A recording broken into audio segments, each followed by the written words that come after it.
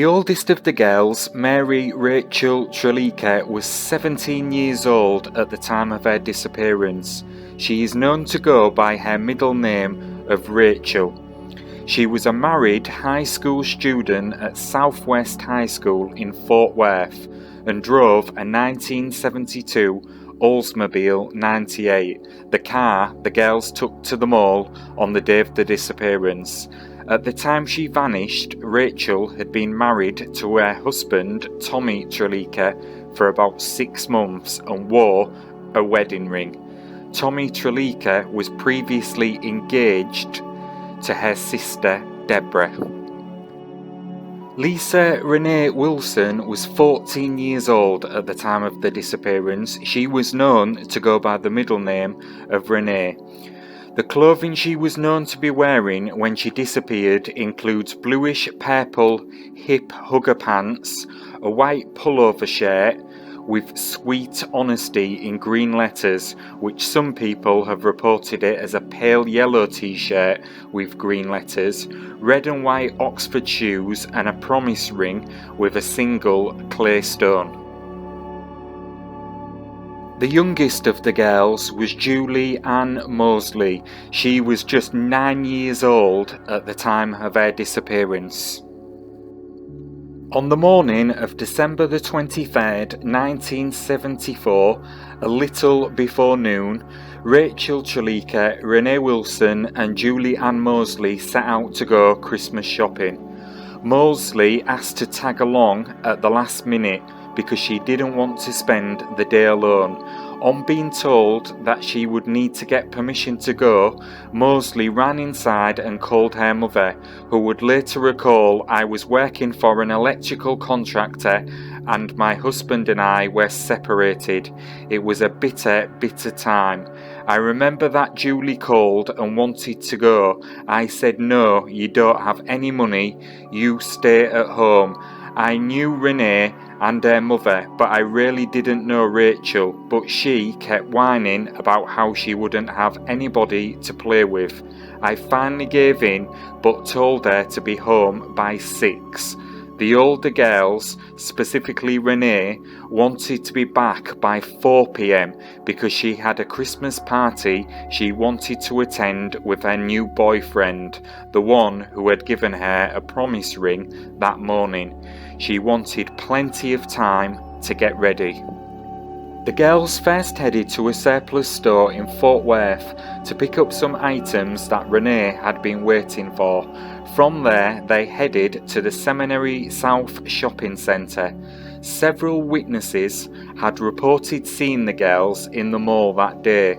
When the girls did not return home, the families became concerned and travelled to the Seminary South Center to search for them. They arrived around 6 p.m. that evening to find their car parked in the Sears upper level parking lot. It appeared the girls had made it back to the car that afternoon, as the gifts they have purchased were found in the car. The family stayed at the mall all night waiting for the girls to return. However, they never did. When the girls failed to turn up, the police were called and the case was quickly handed to the Youth Division of the Fort Worth Police Department's Missing Persons Bureau. The girls were presumed to be runaways by investigators. As if to prove this point, the next day, Tommy Trlica, Rachel's husband, received a letter that appeared to have been written by her. It read, "I know I'm going to catch it, but we have to get away. We're going to Houston. See you in about a week. The car is in Sears, upper lot. Love, Rachel." Strangely, while the addressed envelope was written in pencil, the letter itself was written in ink and on a sheet of paper that was wider than the envelope. It was addressed to Thomas A. Trlica instead of the less formal Tommy, as Rachel called him. Rachel was written in the upper left-hand corner of the envelope.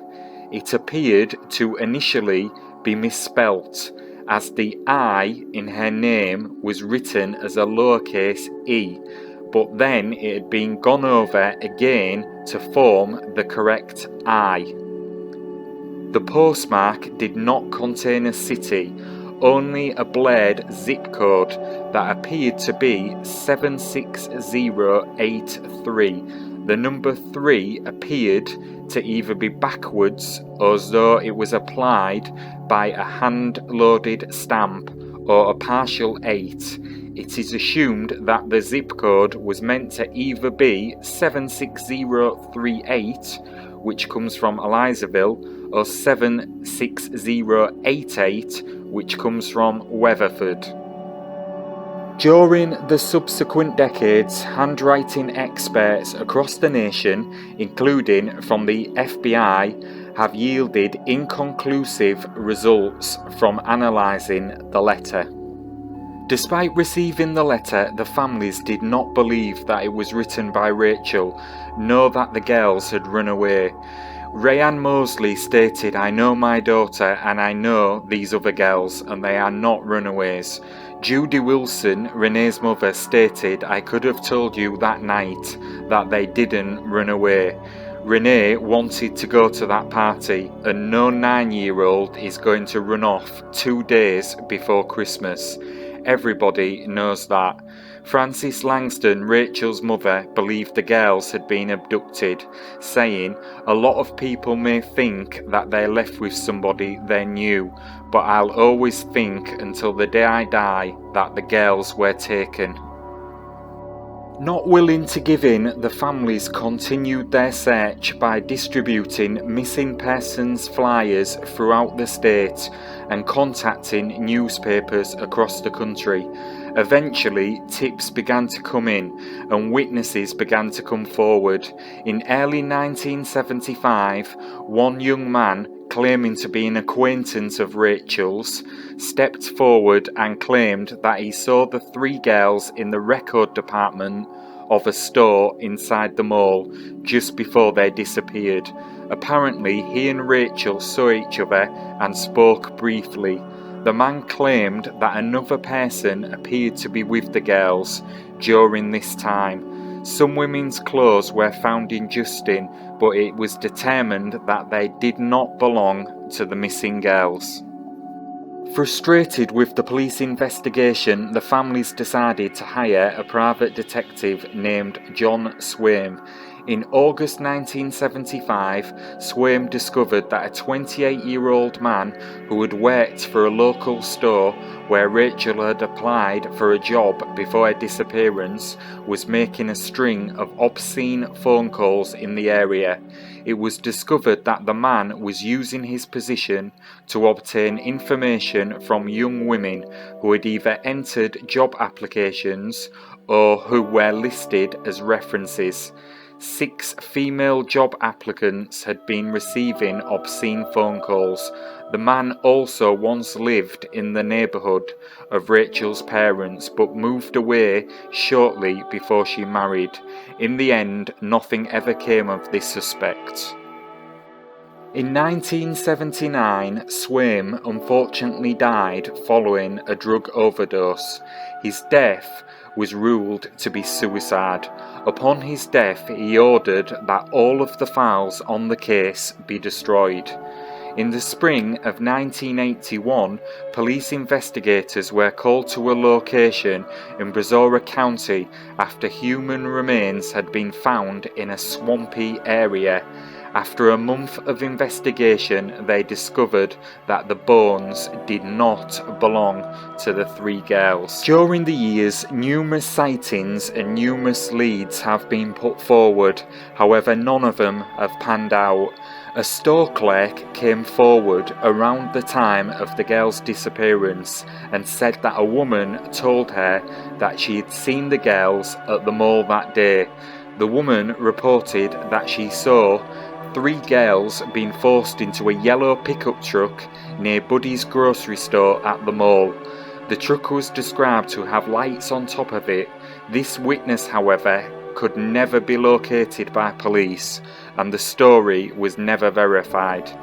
In 1981, Years after the disappearance, a man said he had been in the parking lot that day and had seen a man forcing a girl into a van. The man in the van told him it was a family dispute and to stay out of it. In April 2001, Bill Hutchins, a former Fort Worth policeman and security guard at the Seminary South Sears outlet, said that he saw the three girls with a security guard on the night they disappeared.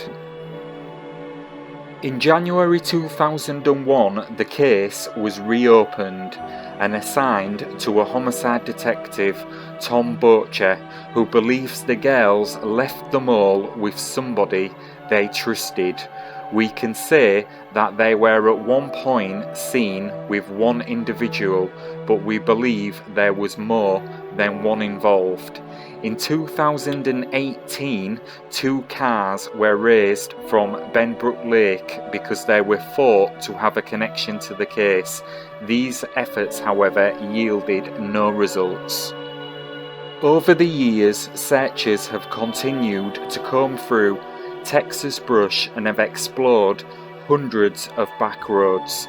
The families have walked creek beds and country roads only to come up with nothing.